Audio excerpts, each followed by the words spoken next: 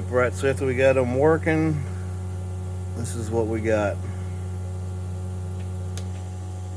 Injector 1 here, you can see there's a off spray pattern from the others.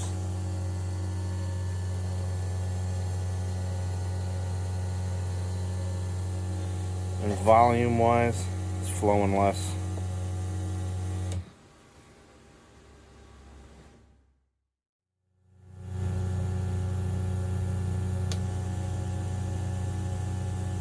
Alright, we can see spray pattern's been fixed in this one.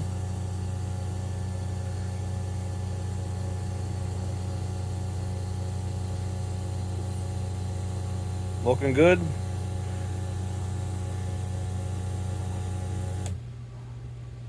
Good to go.